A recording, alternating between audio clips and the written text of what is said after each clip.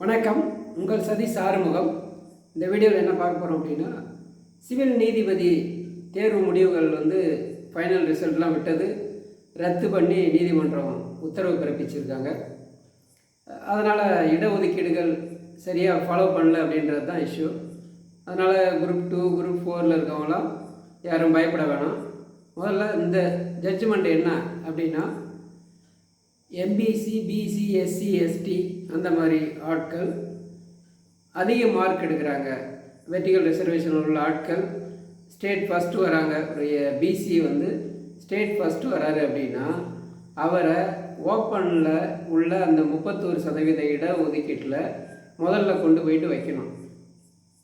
அப்படி வைக்காமல் பிசியில் உள்ள 26% உள்ள ரிசர்வேஷனில் கொண்டு போயிட்டு அங்கே ஃபிட் பண்ணுறோன்னு வச்சுப்போம். என்ன வித்தியாசம்? இதனால் என்ன அப்படின்னா, ஓப்பனில் அவர் போயிட்டார்னா பிசியில் ஒரு 26 பேர் வருவாங்க, ஓப்பனில் ஒரு 5 பேரோ 10 பேரோ வருவாங்க. அப்போ பிசியில் எக்ஸ்ட்ரா ஒரு 10 பேர் கிடைப்பாங்க. அதுபோல் எம்பிசியில் 5 பேர், எஸ்சி எஸ்டியில் ஒரு 5 பேர், அந்த மாதிரி ஒவ்வொரு ரிசர்வேஷன்லேயும் ஓப்பனில் கிடைக்கிறது அனைத்தும் போனஸ். ஏன்னா ஓப்பனில் வரோம் அப்படின்னா ஹை மார்க் எடுத்திருக்கேன், நான் ஓப்பனில் வந்திருக்கேன், என்னை கொண்டு போயிட்டு ரிசர்வேஷனில் அடக்கிறது எப்படி அப்படின்னா, என்னை விட கம்மி மார்க் எடுத்த ஒரு ஆள் ஓப்பனில் போய் மார்க்கு 2வது இடத்த அவர் போய் ஃபில் பண்ணுவார். எனக்கு பிசியில் கொடுத்துட்றாங்க அப்படின்னா 3வது ரேங்க் எடுத்த ஆள் என்ன பண்ணுவார், என்னோட கம்மி மார்க்காக இருப்பார், அவர் ஓப்பனுக்கு போவார். ஓப்பன்றது என்ன அப்படின்னா, பிசி, எம்பிசி, எஸ்சி, எஸ்டி இந்த மாதிரி ஆட்கள் தவிர மீதி இருக்கிறது பேர் ஓப்பனில். யார் அதிக மார்க் எடுத்தாங்களோ அவங்க எடுக்கிறது ஓப்பன். இப்போ சிவில் நீதிபதி இந்த மாதிரி எக்ஸாம்லாம் பார்த்தா சிங்கிளாக ஒரே போஸ்ட்டு தான் இருக்கும். குரூப் 2 குரூப் 4லாம் பார்த்தா ஏகப்பட்ட போஸ்ட் இருக்கும். ஒரு ஆள் ஓப்பனில் ஒரு போஸ்ட் வேக்கன்ட் இருக்கும். இப்போ ஸ்பெஷல் பிரான்ச் அசிஸ்டன்ட் அதில் ஓப்பனில் இருக்குன்னு வச்சுப்போம். சப் ரெஜிஸ்ட்ரார் பிசியில் இருக்குது. நான் போகிறேன், எனக்கு ஓப்பனில் தான் என்னை எடுக்கணும்னு சொல்ல முடியாது. எனக்கு தேவையான போஸ்ட் ஓப்பனில் இல்லை அப்படின்னா நான் சப் ரெஜிஸ்ட்ரார் என்ன பண்ணுவேன், ஓப்பனில் கிடைக்காத ஏதாவது கிடைக்கல அப்படின்னா ஓப்பனில் வேறு போஸ்ட்டு இருக்கும்போதே நான் பிசியில் இருக்கிற ஒரு போஸ்ட்டை எடுத்துக்கலாம். அதே மாதிரி எம்பிசி, எஸ்சி, எஸ்டி யாராக இருந்தாலும் போஸ்ட்டு வேரி ஆகும்போது அந்த இஷ்யூ இருக்கும். சரி, அப்போ இந்த ஜட்ஜு எக்ஸாமே ஒழுங்காக ஃபாலோ பண்ணலன்னா குரூப் 2 குரூப் 4 இதெல்லாம் ஒழுங்காக ஃபாலோ பண்ணுறாங்களா அப்படின்னா, எனக்கு தெரிஞ்சு ஒழுங்காக தான் ஃபாலோ பண்ணுறாங்க. இனிஷியல் ஸ்டேஜில் அதை கண்டுபிடிக்க முடியும்.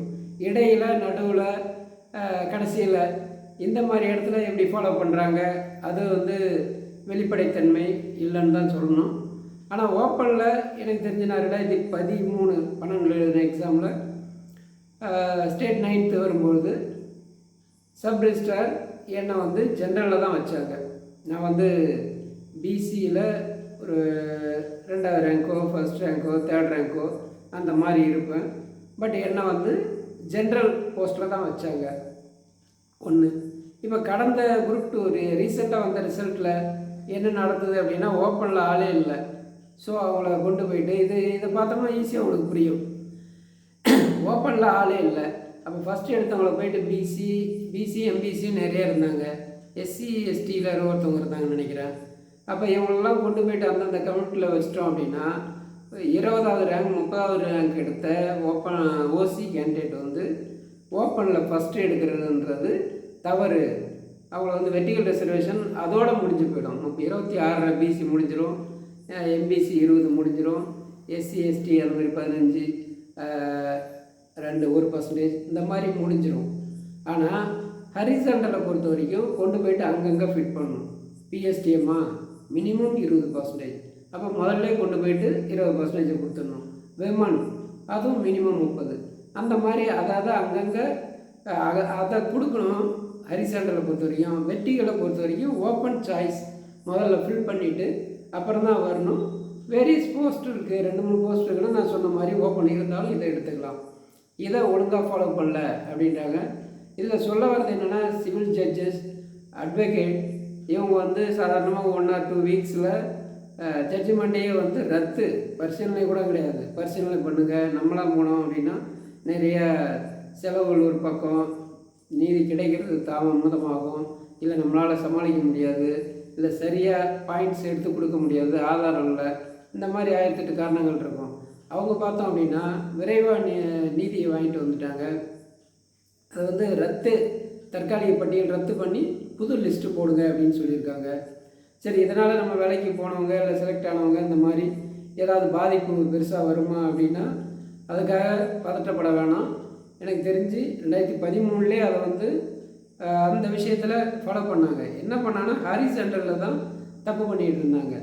பெண்களுக்கு வந்து முதல்ல அந்த 30லையோ பிஎஸ்டிஎம் முதல்ல 20ஐயோ கொடுக்காம ஓப்பன்லேயும் கொடுத்துட்டு அப்புறம் தனியாக எடுத்து வைக்கிறது.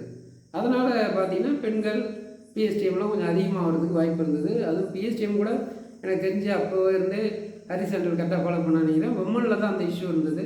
அதுவும் இப்போ களையப்பட்டதால் பெருசாக பாதிப்புகள் இருக்காது. வேலைக்கு போனவங்க பயப்பட வேணாம். வேலை இல்லாதவங்க ஒரு வேலை நமக்கு திரும்ப கிடைக்கும் அப்படின்னு ஒரு ஃபால்ஸ் ஹோப் வேணாம்.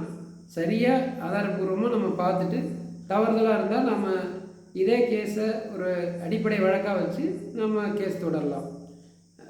அதனால் இதை பற்றி ஃப்ரீயாக விடுங்க. இதை பற்றி வீடியோ கேட்டதையும் அதனால் சொல்கிறேன். வெற்றி நமதே, வேலை நமதே, நாளையும் நமதே.